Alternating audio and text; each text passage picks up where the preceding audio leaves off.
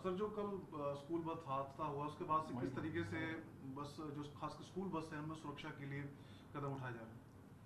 देखिए, एक पॉलिसी पहले बनी हुई है सुरक्षित स्कूल वाहन पॉलिसी, और इसको राज्य स्तर के ऊपर भी एक कमेटी बनी है, डिस्ट्रिक्ट लेवल पे भी और सब डिवीज़न लेवल पे भी।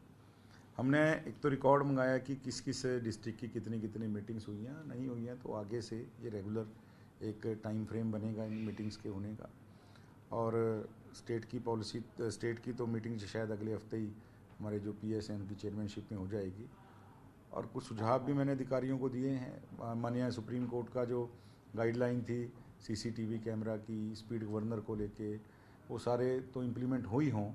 और साथ में हमने कैलकोमीटर का सुझाव भी दिया है कि अगर वो पॉसिबल हो सकता है उसकी ग्राउंड की जो एक बार रियलिटी चेक करके कि पॉसिबिलिटीज़ क्या हैं, तो एल्कोमीटर का सुझाव हमने दिया है कि जो ड्राइवर स्कूल बसों के ऊपर हैं वो कैसे शराब उन्होंने कितनी इनटेक कर रखे नहीं कर रखे सारा, क्योंकि अपने यूरोप में बहुत एडवांस सिस्टम हो गया, भारत अभी वहाँ तक नहीं पहुँच सकता। वो तो एक बाल का सैंपल लेके यूरोप में तो हेयर का सैंपल लेते हैं और 6 महीने तक इंसान के बॉडी में कितना अल्कोहल का कंटेंट रहा उनको सारा पता चल जाता है। लेकिन हम ये कोशिश करेंगे कि जो जिस तरह की दुर्घटना कल हुई है और उसका मुख्य कारण ड्राइवर का शराब पीना जो है सामने आ रहा है, और इसी वजह से उसने ओवर स्पीड में गाड़ी चलाई, और कम से कम ये हादसे शराब पीने की वजह से ना हो आगे से। इस तरह की जो कल एक सारा इतना भयानक हादसा हुआ है, हमने बेशकीमती जाने अपने बच्चों की खो दी, उन जो पेरेंट्स के दुख को मैं समझ सकता हूँ।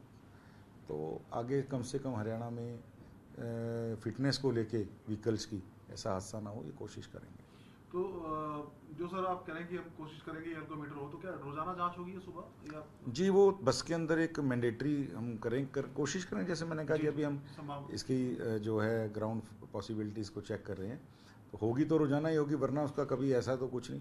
हाँ, सरप्राइज़ विजिट कोई भी करे अधिकारी, वो बात अलग है, सरप्राइज चेकिंग भी होगी, लेकिन एक लॉगबुक बने उसकी हमारी कोशिश है कि जो रोज़ की एल्कोमीटर के आधार के ऊपर कि इसने इनटेक कर रखी है नहीं कर रखी है। हम अक्सर देखते हैं सर जब कोई हादसा होता है तो उसके बाद कुछ जांच भी होती है, लेकिन फिर वो सब कोई उसको भूल जाता है। तो ये रेगुलरली अक्सर ये देखा गया है कि ये स्कूल बसें नियमों का पालन नहीं करती हैं, स्पीड गवर्नर की बात हो या सुरक्षा के दूसरे मानकों होते नहीं। तो सर इसको कैसे इंश्योर किया आज मीटिंग ली आपने? मैं इंश्योर करूँगा कि कम से कम आगे से जो भी पॉलिसी बने, जो भी टाइम फ्रेम के अंदर इनकी चेकिंग की बात हो व्हीकल्स की, या किसी भी तरह का कोई भी एक जो शेड्यूल बनेगा, मैं बिल्कुल कोशिश करूँगा, हमारे विभाग के अधिकारी बहुत मुस्तैद हैं इस मामले में, कि ये बिल्कुल ग्राउंड उसके ऊपर जाकर देखें और हमेशा उसकी पॉलिसी की जो है फॉलोअप लेने के लिए भी टीम बनाएंगे और ये पॉलिसी जो है लागू हो।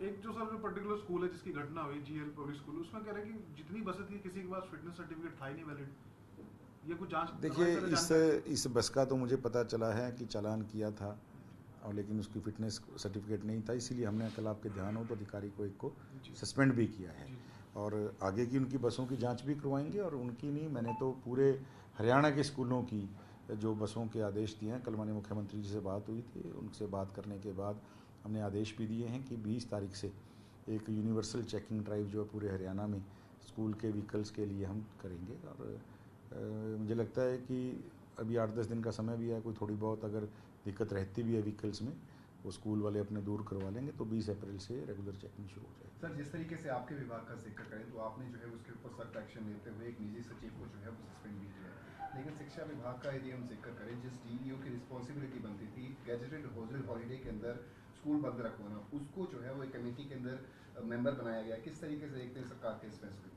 देखिए, मैं इतना मानता हूँ, कल माननीय मंत्री सीमा त्रिखा जी मौके पर पहुँची हैं और वो स्वयं अध्यापिका भी रही हैं और एक बीइंग लेडी, और मुझे लगता है कि भाई वो दुख भी समझती हैं ग्राउंड रियलिटी पे चीज़ का, और बहुत सक्रिय मंत्री के नाते, जितना कि मैं उनके कार्यकाल को सीपीएस के नाते, विधायक के नाते देखा है, ऐसा नहीं है कि डीओ की रिस्पॉन्सिबिलिटी बनती है और उसको छोड़ दिया गया।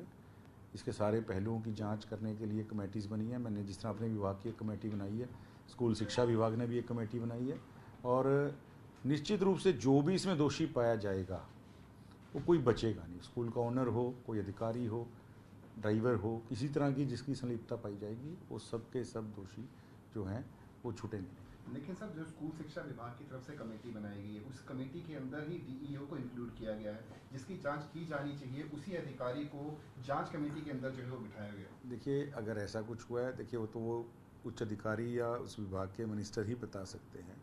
और मेरे को तो जैसे मेरे संज्ञान में आया असिस्टेंट जो है सेक्रेटरी आरटीए, और जैसे उन्होंने फिटनेस सर्टिफिकेट नहीं था, प्रॉपर जो है जांच नहीं हुई, हमने तो तुरंत प्रभाव से उसको सस्पेंड किया है।